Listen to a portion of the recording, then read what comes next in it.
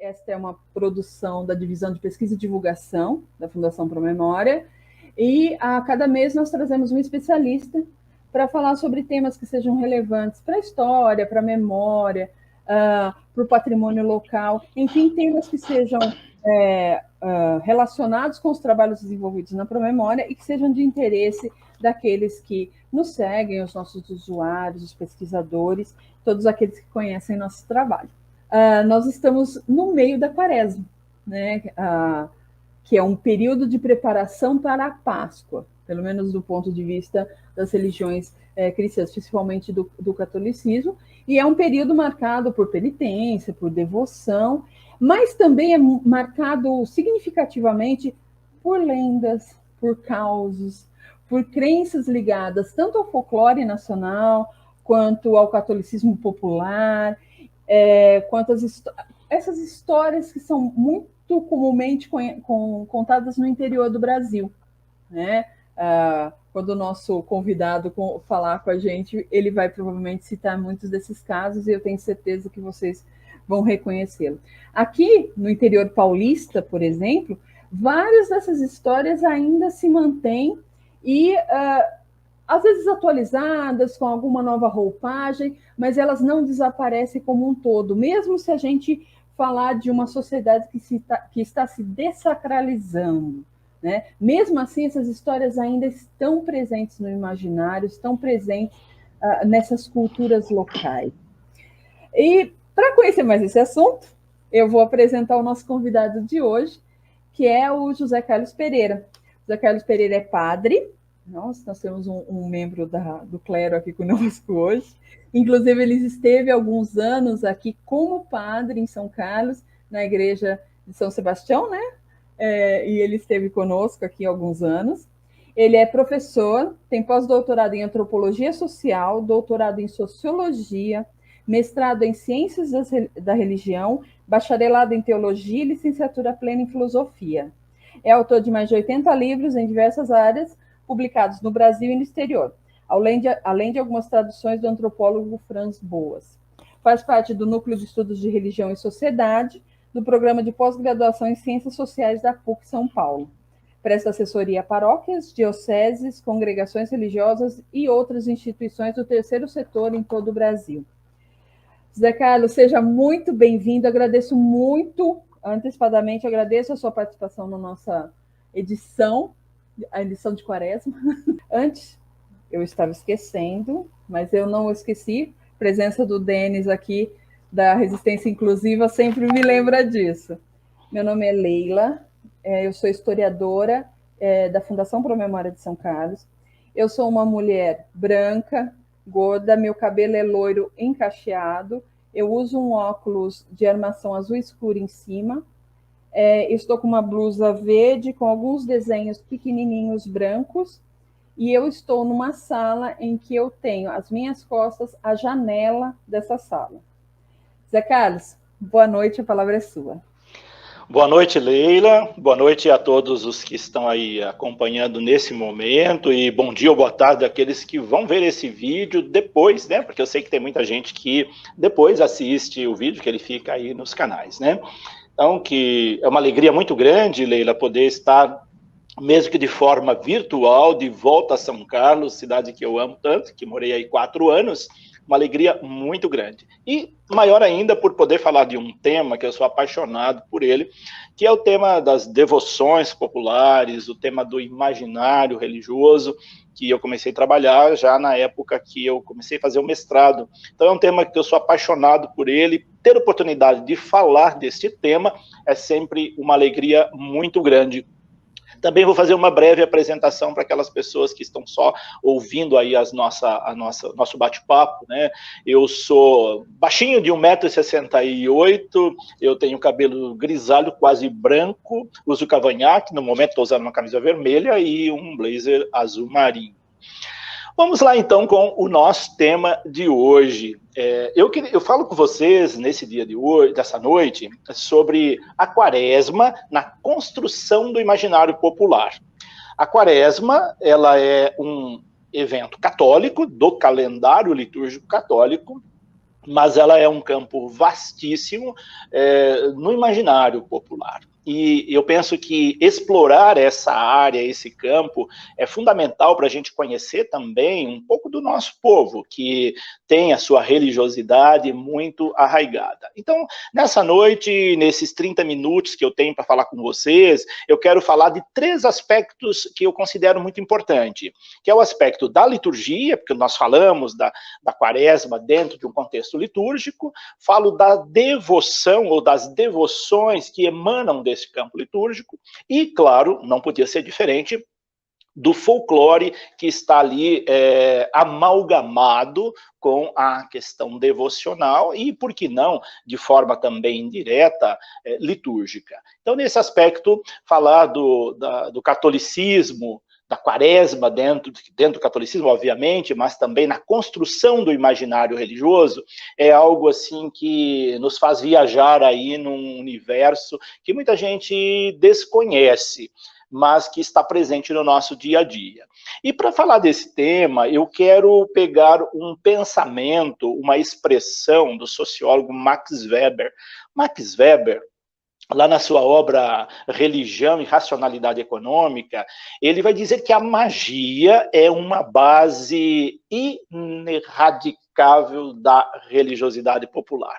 Isso mesmo, a magia está presente na religiosidade popular. A religiosidade popular do catolicismo é um campo fecundo para relações mágicas. Então, quando Max Weber fala dessa expressão, que a magia é uma base ineradicável da religiosidade popular, ele está se referindo àquilo que nós vamos conversar nessa noite, que não dá para você falar da religiosidade popular sem falar da magia que contém, que está envolta aí essa religiosidade popular. Então, eu quero falar, claro, desse momento que nós estamos vivendo, que é o momento da quaresma. A quaresma, ela é um momento muito marcante na vida católica, tanto na igreja oficial, né, no calendário litúrgico, quanto no imaginário religioso, nas devoções populares. Então, ela é muito presente. E a quaresma, o próprio nome, né, quando a gente fala de quaresma, a gente logo lembra aí da associação com o número 40, né, dentro da simbologia bíblica, tem um significado muito importante, a questão do número 40. Então, a quaresma, ela tem um referencial, além dela ser esses 40 dias que antecedem a Páscoa, que começa lá na quarta-feira de cinzas e vai até a Páscoa, além dela ser esse hiato aí no calendário litúrgico, esse espaço, ela tem o número tem um significado bastante importante, né? Os motivos para o número 40, ele varia bastante, né? Ele tem a referência básica, ali nos 40 dias que Jesus jejuou no deserto, e tem também essa referência aos 40 anos da travessia do povo hebreu à Terra Prometida. Então, são esses 2 referenciais que está aí vinculado à quaresma dentro do calendário litúrgico.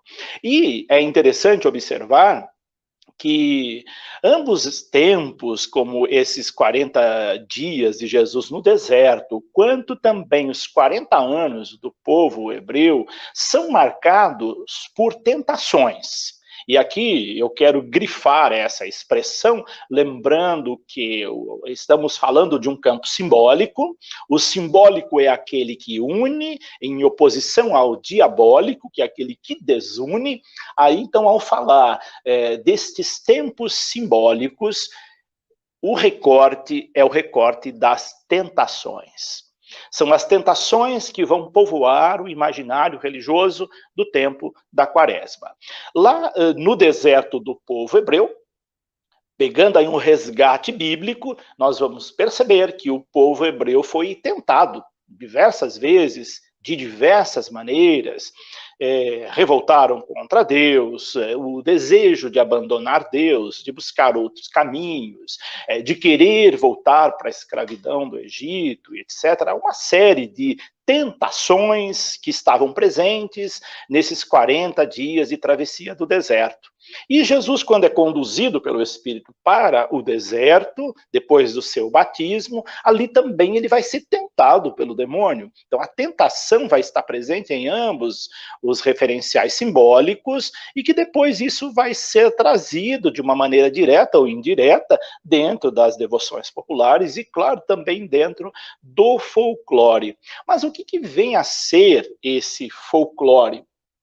Quando nós falamos de folclore, folclore é tudo aquilo que caracteriza modos de sentir, modos de pensar, modos de agir do povo, conferindo identidade e, ao mesmo tempo, algo que é transmitido pela tradição. Folclore está no campo da tradição, ele passa de geração em geração e vai se ressignificando de lugar para lugar, de tempos em tempos, mas ele não perde a sua força.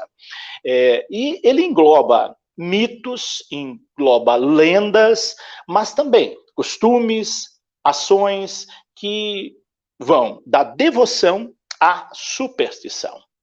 Então, dentro do imaginário religioso, e no caso aqui, o imaginário religioso católico, mas também de outras denominações religiosas, mas aqui nós falamos do imaginário religioso católico, que é vastíssimo o campo dessas imagens, vai da devoção à superstição. E no campo devocional também, dentro da devoção do nosso povo, no catolicismo popular, nós vamos encontrar fronteiras muito tênues entre aquilo que é religiosidade, que é devoção, e aquilo que é superstição. Então o folclore ele é um saber paralelo. É um saber paralelo que corre, na verdade, ao largo do que diz as instituições. Ele corre paralelo aí às escolas, ao governo e, sobretudo, à igreja. No entanto, a Igreja Católica, ela, como eu disse, é um campo fértil para o imaginário popular. Sobretudo, o tempo da Quaresma. Por tudo que a Quaresma representa e por esses referenciais que eu acabei de citar. Um fato interessante, e é fato, nós podemos constatar isso, a religião não é folclore. A religião, como diz Emily Durkheim, ela é um fato social. Mas, embora a religião não sendo folclore, ela tem muito folclore dentro dela. Então, a religião não é folclore, mas há folclore a partir das religiões, e não só da religião católica. Todas as religiões possibilitam expressões folclóricas. E pela influência católica tão forte que nós temos, oriundas aí da nossa herança portuguesa, nós incorporamos muitas tradições que vieram com a colonização. Não só com a colonização portuguesa, obviamente, o catolicismo veio com a coroa portuguesa, mas também de outras religiões, de outros povos que migraram ou que vieram para o Brasil, trazendo aí as suas religiões, como, por exemplo, as religiões afros, que é de maior destaque, mas também dos povos originários, dos povos indígenas, que nós temos uma herança muito grande deles também dentro, aí que faz aí essa mistura, está tudo muito amalgamado dentro do catolicismo popular, e que cria essas situações que nós vemos denominadas como folclóricas dentro do catolicismo popular. Não é por acaso que a Sexta-feira Santa é o dia em que mais atrai as pessoas para a igreja. Porque a Sexta-feira Santa, no imaginário religioso, é um dia muito especial. De fato, é um dia especial dentro da religião, mas no catolicismo popular, a Sexta-feira Santa é um dia muito especial e ela dá margem aí para muitas manifestações folclóricas também. Falar da Quaresma, nós temos que falar dos seus ritos e dos seus mitos, que estão em torno desse tempo litúrgico. Então, a Quaresma é um tempo marcado, eu coloco aqui entre aspas, marcado por mistérios no imaginário popular.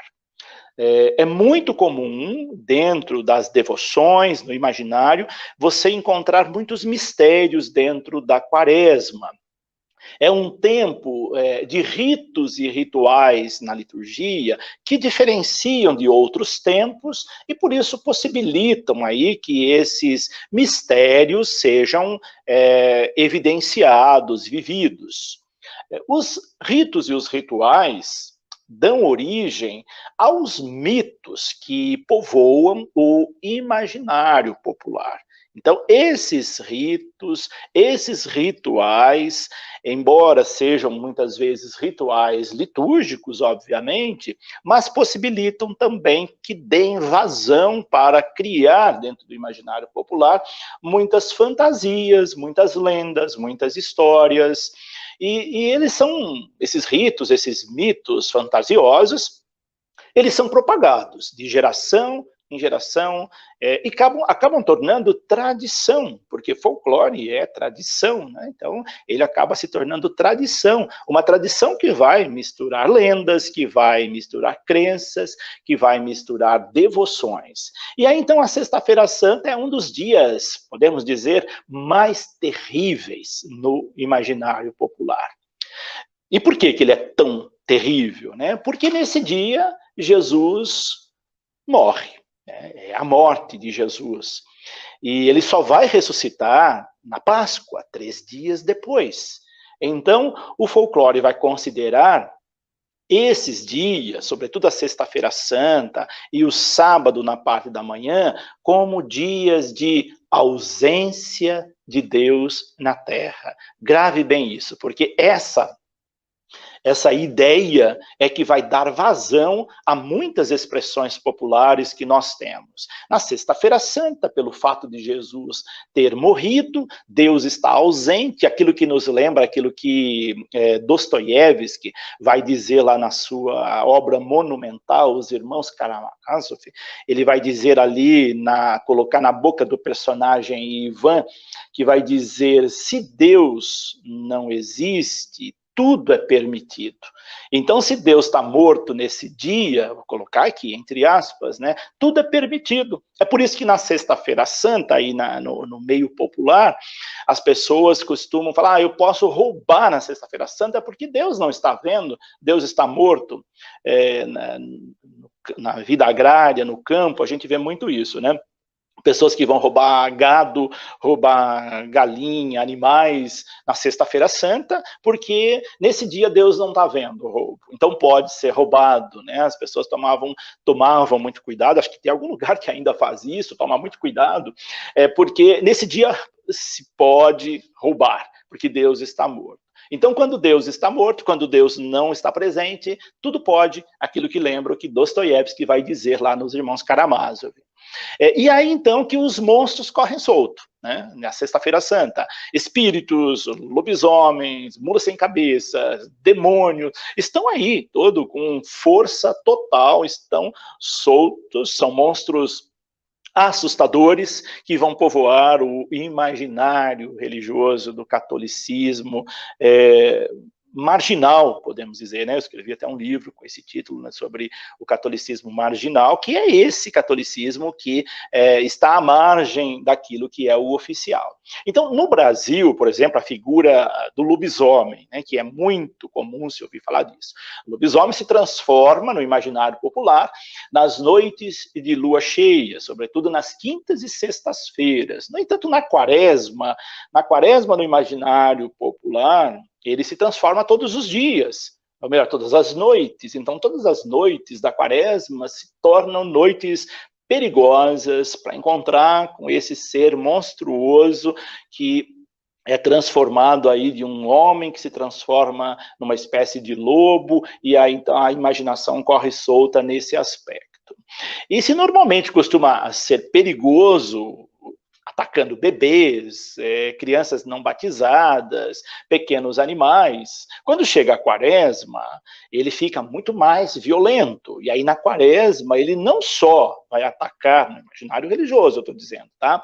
Ele não só vai atacar bebês, crianças não batizadas, como qualquer pessoa. Então muita gente tem medo de sair à noite na quaresma, aí nas zonas rurais, nos campos, né, nos interiores do Brasil, nos rincões, nos grotões do Brasil, justamente com essa ideia aí desse ser monstruoso que estão nas noites quaresmais assombrando a vida das pessoas.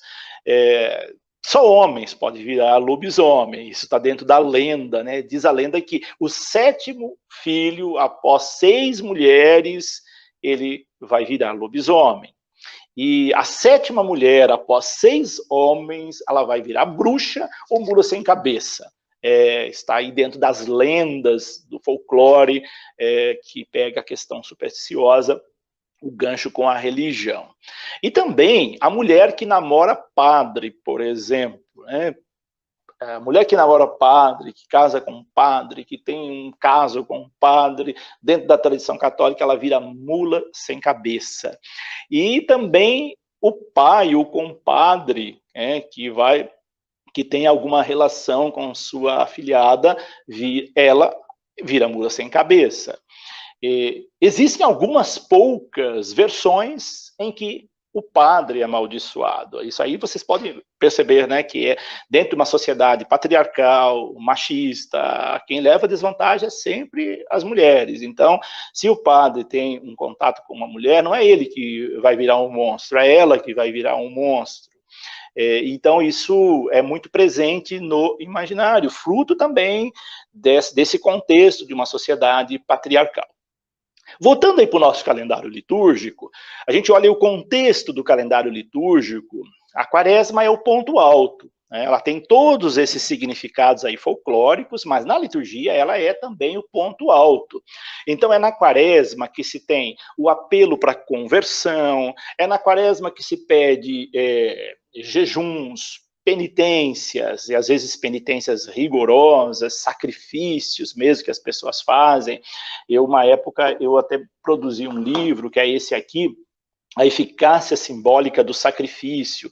Esse livro aqui, com recorte antropológico, obviamente, ele vai falar dessas práticas sacrificiais que beiram aí da devoção ao folclore dentro do catolicismo. E a quaresma enfatiza essas penitências. É também tempo de orações, de devoções, de prática de caridade. E vai ter dentro da quaresma a quarta-feira de cinzas, com as cinzas na cabeça, que muita gente vê as cinzas como um pó mágico, não vê como um ritual não só religioso, mas leva também por esse lado do folclore, muitas vezes, né?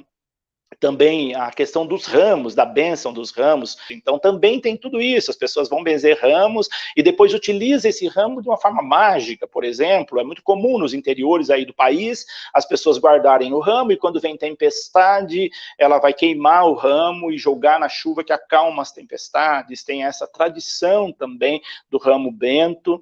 E depois tem a cerimônia da Sexta-feira Santa, que é o calendário, o ponto alto do calendário e das devoções, que as pessoas costumam ter aquela tradição de passar em 7 igrejas, de ir para a igreja só na Sexta-feira Santa, que é uma coisa assim, muitos católicos têm essa prática, às vezes não vai o ano inteiro na igreja, se identifica como católico, e quando chega a Sexta-feira Santa, vai para a igreja. Fala, eu fui à missa na Sexta-feira Santa. Mal sabe a pessoa que não existe missa na Sexta-feira Santa. O único dia que não tem missa na igreja do mundo, na igreja católica, é a Sexta-feira Santa. Mas os católicos de Sexta-feira Santa, que não são poucos, costumam ir à igreja só às Sextas-feiras Santas. E são católicos aí desse universo do campo folclórico, nós podemos dizer. E dentro da devoção do catolicismo, aí eu passo aí agora para a questão das devoções populares, nós vamos encontrar alguns aspectos, algumas manifestações que se avizinham muito também da questão folclórica e mágica, né? Por exemplo, as procissões são muito valorizadas no catolicismo popular, venerações de ícones, de imagens, sobretudo imagens de sofrimento, a imagem do Cristo sofredor, né, do Bom Jesus da Cana Verde, Bom Jesus dos Passos, Nossa Senhora das Dores. Então, imagens sofredoras têm um chamariz muito grande para o nosso povo sofredor, obviamente, que se identifica, que vê o seu sofrimento de uma certa forma, aí amalgamado ao sofrimento de Cristo, ou do seu santo de devoção, ou de Nossa Senhora. Depois tem também as práticas de rituais devocionais, como as rezas, né? As rezas também, elas se enveredam aí para o campo da magia. Nós temos na tradição aí de rezas que vão para o campo da magia, rezar 1000 Ave-Marias. Qual é o sentido de rezar 1000 Ave-Marias? Eu me lembro que tinha um padre amigo meu que dizia, e se a pessoa rezar 999, não tem o mesmo efeito de rezar 1000 Ave-Marias? Então tem isso também no imaginário. E as rezas, elas são, existem muitas rezas que são rezas mágicas, e que as pessoas fazem essas rezas dentro de um contexto de magia, e não só de devoção, ou muito menos de espiritualidade, mas no campo da magia mesmo. Depois nós temos práticas que são muito evidentes nesse tempo e que não se encontra uma explicação muito racional para elas, porque elas estão também no campo do folclore, no campo da magia, como, por exemplo, cobrir santos nas quaresma, né? Qual é o sentido de cobrir os santos na Semana Santa, ou na quaresma, ou na Sexta-feira Santa?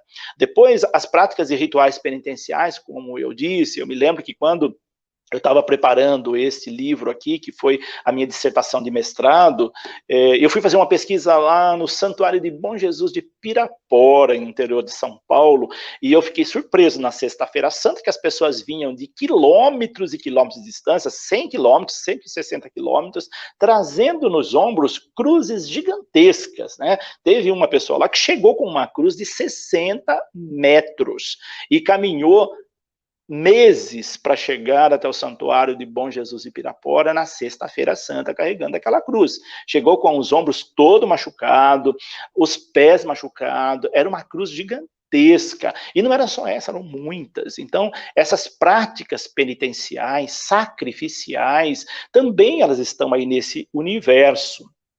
E depois, o universo dos votos e exvotos. Se você tiver a oportunidade de visitar um santuário, não deixe de visitar a Sala dos Milagres ou a Sala das Promessas. Ali é um campo vastíssimo para quem faz pesquisa sobre religiões, porque o que a gente encontra na Sala dos Milagres são materiais riquíssimos para pesquisa, né? Porque o que está nesse imaginário quando a pessoa traz um objeto para deixar ali na Sala dos Milagres? Depois nós temos também aí dentro das devoções a questão das crenças e bênçãos, né? As bênçãos são muito valorizadas no campo das devoções e outras práticas, como aquela que eu citei de caminhar, de andar em 7 igrejas na Sexta-feira Santa. Agora, entrando para o campo do folclore. Quando nós falamos do folclore, o folclore vai das crenças às crendices. Então, nós temos ali, eu citei aqui apenas alguns, esses eu trago aqui nesse livro, esse livro aqui, O Encantamento da Sexta-feira Santa, que eu publiquei em 2005, com fomento do CNPq.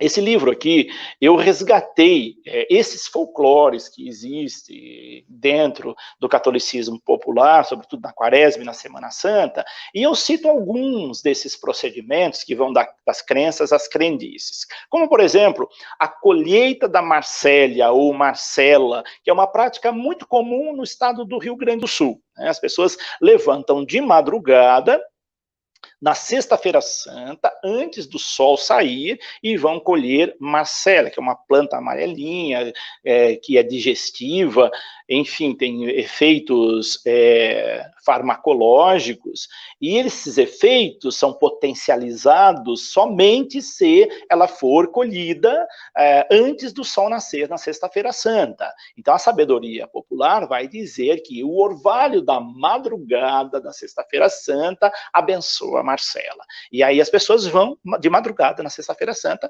colher Marcela nos campos, porque ela tem um poder miraculoso, se assim proceder dentro desses rituais. Depois nós temos também, aí já vai lá para o centro-oeste do Brasil, saindo do sul para o centro-oeste do Brasil, a chamada Procissão do Fogaréu. A procissão do Fogaréu, ela tem algumas cidades de Goiás que é muito vivida isso, né? Encena a prisão de Cristo na escuridão. Essa escuridão é iluminada por tochas, essas tochas são conduzidas por soldados com capuz, né, chamado de farricocos, e esses vão, então, fazer toda essa encenação da prisão de Cristo, e as pessoas levam muito a sério essa manifestação religiosa folclórica nessa região do Brasil. Temos também o ofício das trevas, né, que está incorporado, muitas vezes, dentro da devoção popular, dentro da espiritualidade, que evoca a aproximação da escuridão que abateu sobre a humanidade com o martírio de Cristo. Então, toda vez que se faz o ofício das trevas, na Semana Santa, tem essa referência também.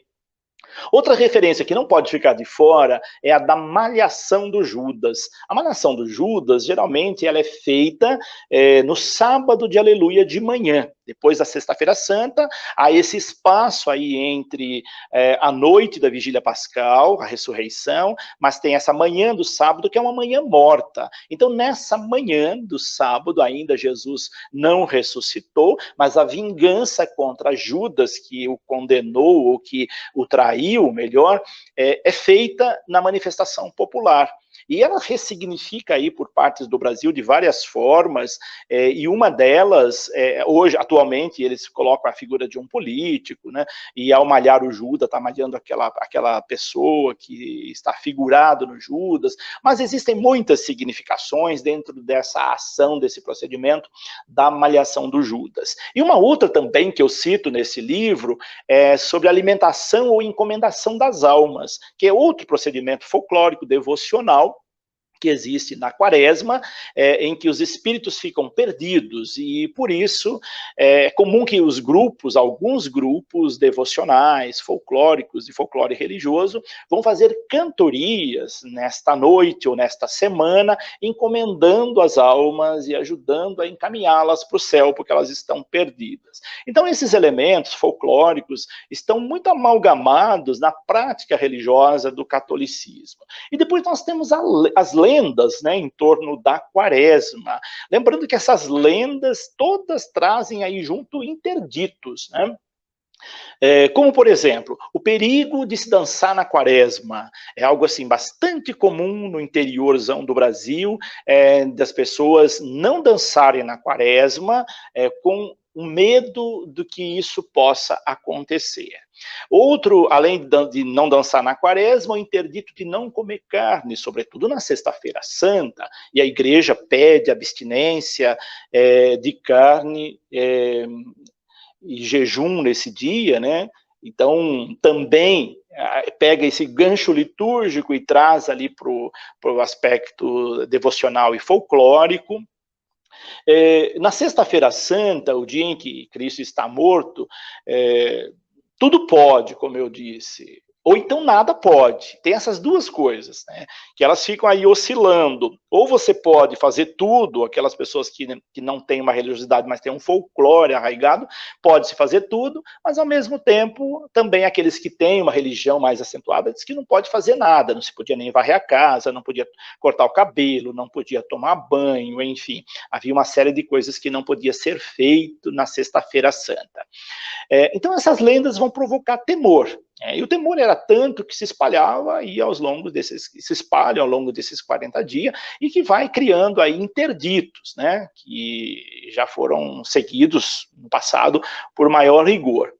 Então não se podia fazer nada na Quaresma, não se podia trabalhar na Sexta-feira Santa, não se podia arrumar a casa, as mulheres não podiam pentear, cortar o cabelo, aliás, não podia tomar banho na Sexta-feira Santa, muito menos se maquiar, era um dia praticamente morto mesmo. Por que não podia fazer nada disso? É que a visão do corpo nu, ele podia fazer a pessoa pecar por pensamento num dia que não se podia, em hipótese alguma, pecar. Por outro lado, aqueles que podiam fazer tudo, e por outro lado, aqueles que não podem fazer nada. Percebe aí o paradoxo, a contradição que existe? Então tem todos esses elementos, esses interditos com fundamentação da igreja. Então, dos interditos mais famosos está o de não comer carne bovina ou carne de frango na quarta-feira de cinzas e na sexta-feira santa. Casar no período da quaresma também é um interdito no imaginário popular, muita gente não casa na quaresma, isso é algo muito presente. E existe também aí muitos outros interditos, muitas lendas, muitas superstições no período da quaresma. E falando aí, só para encerrar agora, da questão de não se poder fazer nada, inclusive não se poder dançar na quaresma, a gente tem aí aquele conhecidíssimo caso, né, da moça que dançou com o diabo. Né? É uma lenda que existe aí em muitas partes do Brasil, mas ela se tornou muito conhecida por causa de uma canção, de uma moda de viola caipira, do repertório de músicas clássicas caipiras, que evidenciou muito e colocou esse fato na cidade de São Carlos, né? A cidade de São Carlos ficou muito conhecida por esse fato da moça que dançou com o diabo, mas é uma lenda que existe em muitas regiões do Brasil, cada um com aspectos diferentes, mas ela ficou muito conhecida porque nessa canção fala que essa moça que dançou com o diabo na sexta-feira santa, ela era de São Carlos, de uma família rica, e que, não obstante as proibições dos seus pais, ela promoveu um baile na sexta-feira santa, e lá, numa dada hora da noite, chegou um rapaz muito bem vestido, e tirou ela para dançar, e esse rapaz era o diabo. De madrugada ele se revelou que era o diabo, e aí a história segue aí com seus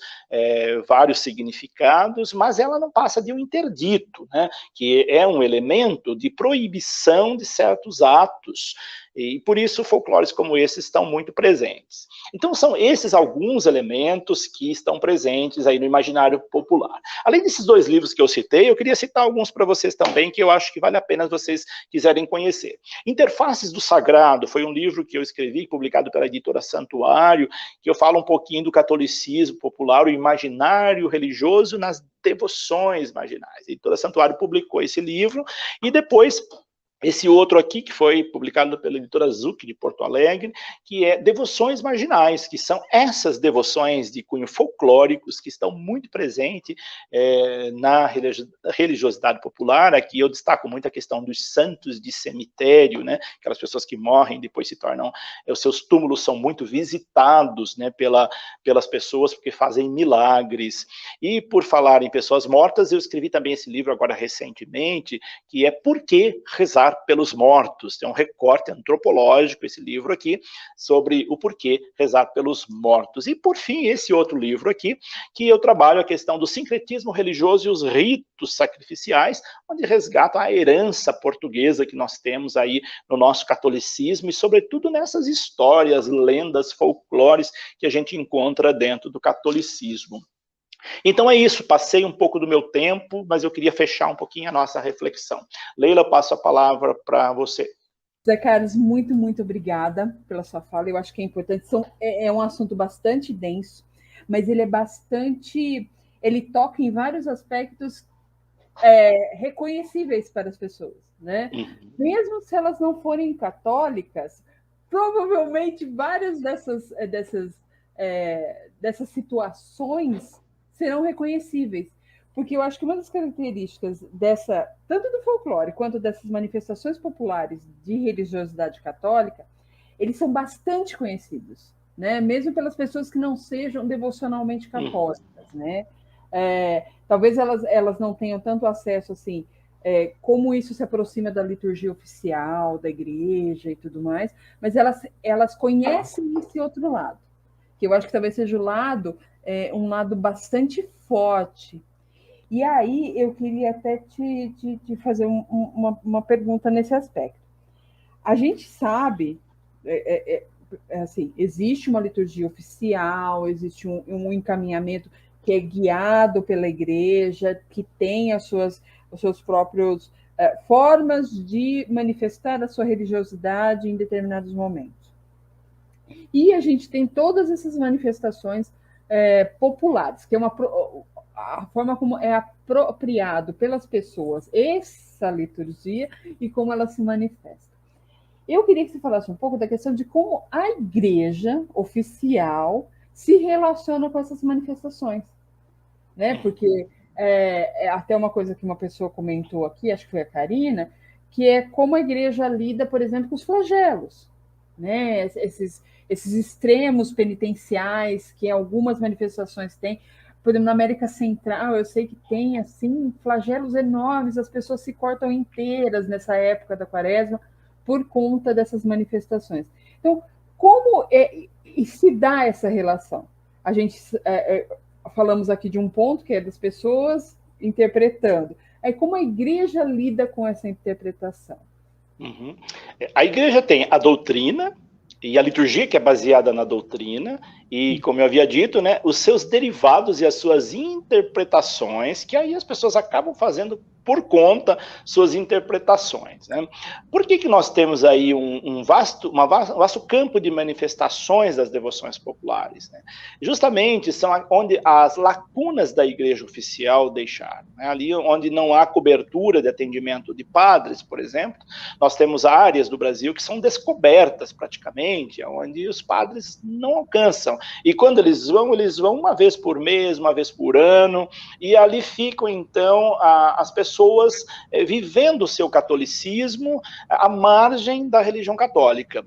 E ali surgem, então, as interpretações do catolicismo, que é aquilo que a gente chama de catolicismo popular. A religiosidade popular, ela tem muito de sagrado, em muitos lugares, o que conserva ainda as pessoas ligadas à Igreja Católica são as devoções populares, né? São as rezas do terço, são as práticas penitenciais, embora a Igreja não incentive a penitência pela penitência, porque isso seria masoquismo, né? O que a igreja orienta é a penitência em vista da conversão, da correção de vida, da mudança de vida, mas isso também não incentiva atos de autoflagelação. A igreja não incentiva isso atualmente, porque no passado incentivou, inclusive as ordens, congregações religiosas, não só medievais, não, outras bem depois, também ainda tinha prática de autoflagelação dos seus confrades, das freiras, né,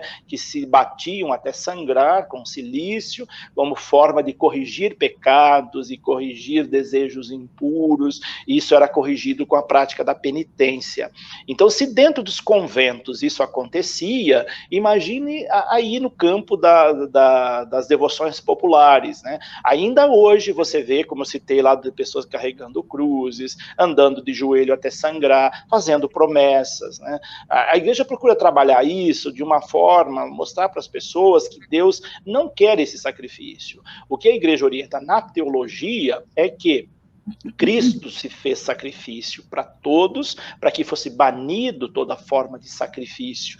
Isso também está lá no Antigo Testamento. Mas é muito difícil você chegar lá no imaginário religioso e dizer, não, isso é algo que você não deveria fazer. Se a pessoa se sente bem fazendo aquilo, ela se sente compensada por Deus, ela se sente mais perto de Deus fazendo sacrifício, quem somos nós para dizer para ela que isso não pode ser feito? Então, por isso, é um campo aí meio delicado de se trabalhar, né? Porque você mexe com crenças, né? Ao mesmo tempo, mesmo sendo crenças muitas vezes folclóricas, você está mexendo com a fé das pessoas. Então, é um campo muito delicado, mas a igreja sempre orienta que possa ter um equilíbrio nessas práticas. Agora, quando a coisa é exagerada, aí também tem que ter medidas e procedimentos também um pouco mais acentuados. Entendo.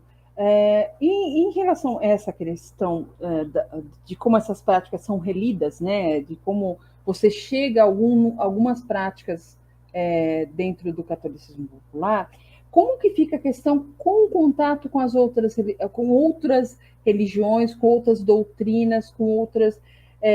porque eu vejo muito agora, eu tenho notado isso nos últimos tempos, de grupos religiosos, não necessariamente católicos, falando muito da Quaresma desse ponto de vista, que existe uma energia, que existe algo diferente acontece nesse período, e não são religiões necessariamente, não são católicos, às vezes são de outros segmentos religiosos, outras orientações religiosas. E aí eu fico pensando, essas manifestações, elas também são frutos desse sincretismo? Eu tenho um pouco de medo de usar o termo sincretismo, porque ele não serve para tudo, mas usando ele de uma maneira bastante rasa. Sim. Seria também sinais desse sincretismo?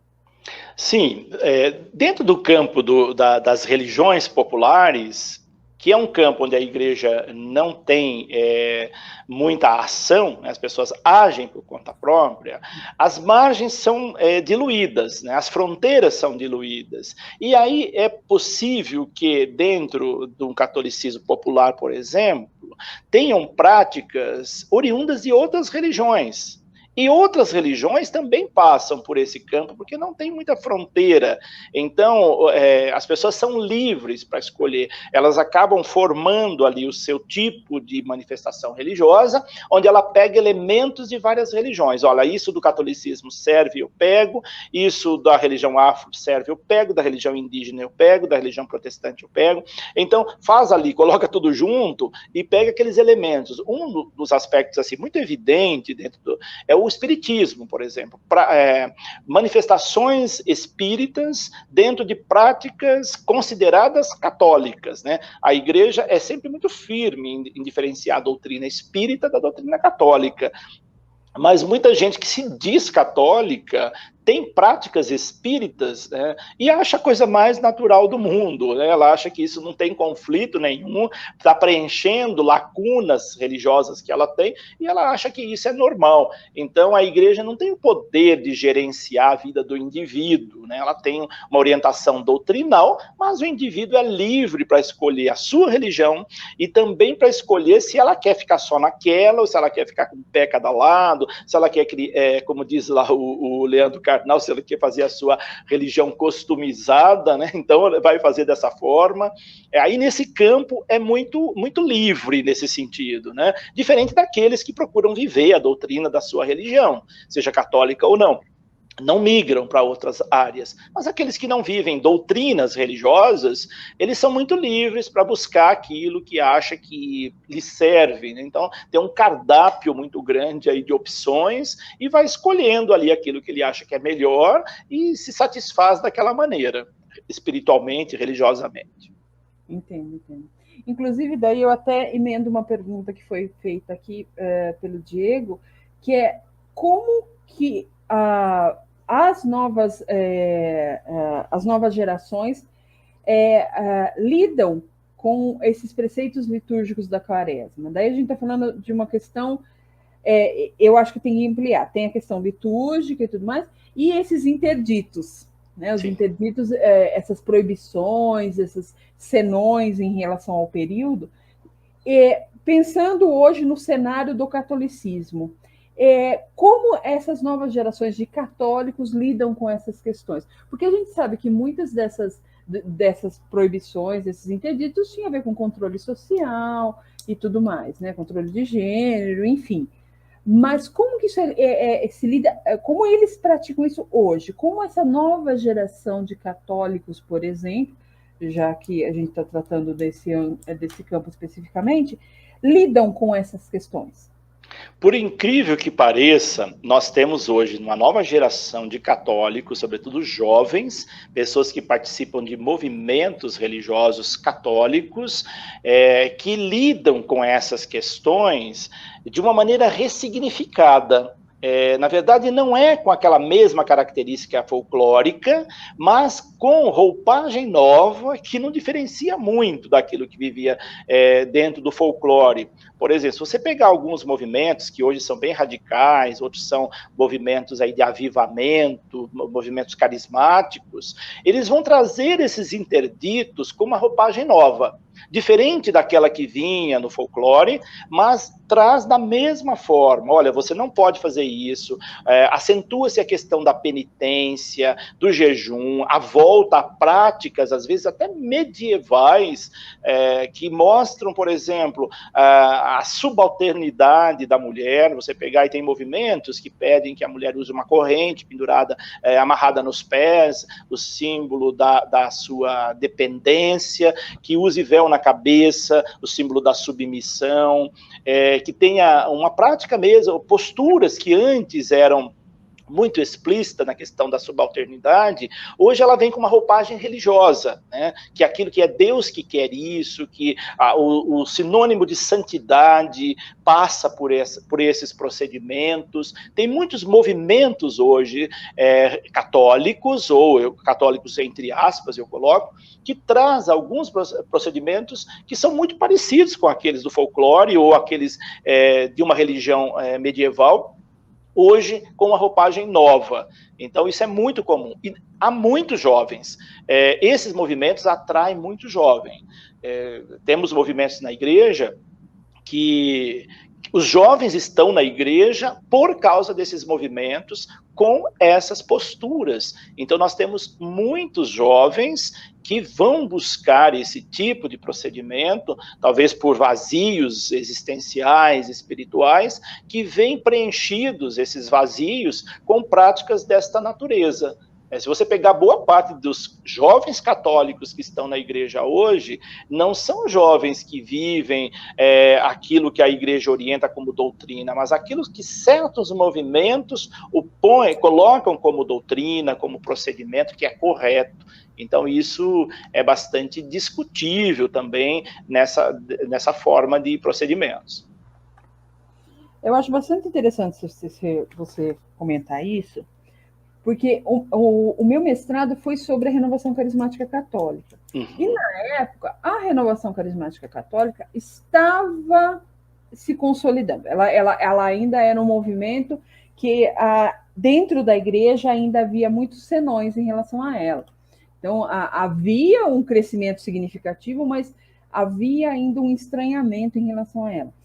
E, recentemente, com contato com pessoas que têm famílias católicas praticantes, eu até falo que a religião sempre bate na minha porta, eu vou acabar voltando, fazendo doutorado na área, e me falando de grupos muito mais extremados do que a renovação carismática católica, que naquele momento, e eu estou falando isso do final dos anos 90, e começo dos anos 2000, já causava um certo impacto pelas suas práticas, que não são muito condizentes, talvez, com não entendo, leve a mal o meu termo, um catolicismo mais sóbrio. Né? E hoje, pessoas me falando de grupos e práticas e movimentos que são ainda mais extremados. Exatamente. Há realmente uma reação dentro da Igreja Católica de alguns grupos que estão realmente retomando, né, essas práticas, né, retomando um conservadorismo ligado também com uma questão mágica. Eu acho que tem esse ponto muito forte, mas que é uma mágica que vem das escrituras. Eu não sei se eu consigo explicar bem isso de uma maneira lógica, mas que as manifestações dos carismas, as manifestações dos milagres, isso tudo é muito avivado, né? Muito forte. E numa releitura, não necessariamente o que está na doutrina ou o que estão nas escrituras. Né? Isso mesmo. Hoje nós vemos esse aflorar de movimentos fundamentalistas, né? Fundamentalistas na doutrina. Mas não é uma doutrina atual. Por exemplo, esses movimentos não pautam suas ações na doutrina da igreja atual. Eles vão pautar suas ações na doutrina de Pio V. Né? Então, vive um catolicismo que não existe mais. Essa tradição da igreja que se ressignificou, que se atualizou, que avançou, hoje ela é muitas vezes retomada por esses grupos de maioria jovens, que vão buscar fundamentos em coisas assim que já são superadas. Né? A missa em latim, por exemplo, Nós temos aí movimentos que buscam resgatar a missa em latim. A missa em latim teve o seu valor, mas nós temos aí 60 anos pós-Concílio Vaticano II, que já percebeu que a missa na língua vernácula, a missa na língua própria de cada país, ela tem o seu sentido e o seu valor, e que não é necessário que você esteja rezando a missa em latim para você estar rezando uma missa autêntica, verdadeira.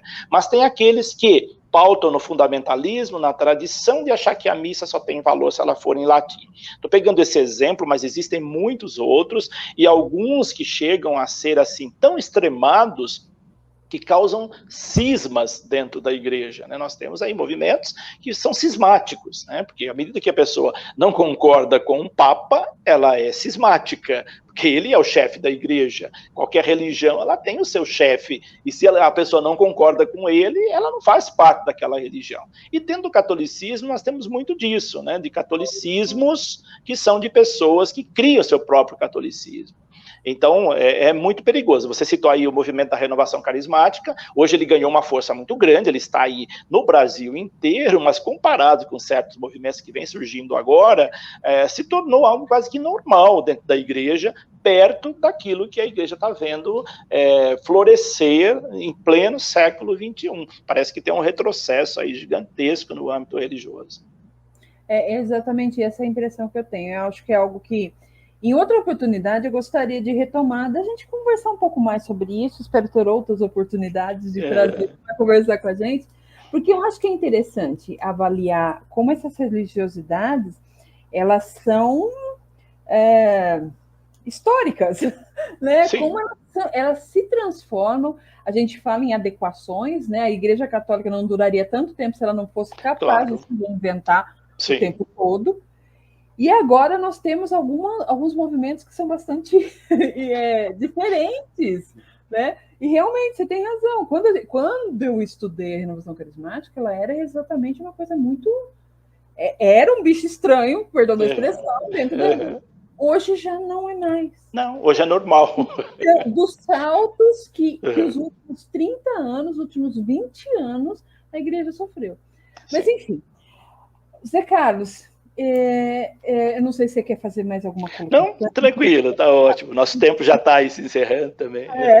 Eu gostaria de agradecer novamente muito a sua presença. Foi muito importante você ter falado. Eu gostei muito das suas indicações, que eu acho que, assim, para quem tem interesse em estudar religiosidade, eu acho que são aproximações importantes que a gente tem que fazer, né? Que é tanto o que a gente chamaria de igreja oficial, quanto das tradições populares. Eu acho que a gente se aproxima da religiosidade praticada quando a gente aborda desses vários lados. Muito obrigada novamente. Eu quero agradecer todas as pessoas que estão aqui com a gente. O pessoal está elogiando bastante a sua fala. Pessoas que eu acredito que você conhece, inclusive, depois você precisa dar uma olhadinha nesse chat, que eu acho que tem muita gente que você tem um fã-clube aqui, Zé Carlos. Mas, enfim, muito obrigada pela sua presença. Se você quiser fazer sua despedida. Leila, eu quero agradecer pelo convite, pela oportunidade. Eu não te conhecia, e morei em São Carlos e não conhecia ali a Fundação Memória Pro São Carlos, e fico muito feliz de ter tido essa oportunidade de falar um pouquinho desse tema dentro desta fundação que tem feito um trabalho tão bacana. Obrigado, Leila, obrigado a todos que participaram, que deixaram perguntas, e depois também aqueles que não puderam ver esse vídeo podem ver adiante também. Obrigado, Leila, obrigado a todos, que Deus abençoe todos vocês no seu trabalho e nos seus empreendimentos. Amém, muito obrigada. Eu novamente agradeço a todos os presentes, Zé Carlos. O vídeo vai ficar disponível no canal da Fundação Pro Memória no YouTube. Muito obrigada. Espero uma próxima oportunidade de conversar com você novamente, Zé Carlos. Gente, muito boa noite e até mais. Obrigado, até mais.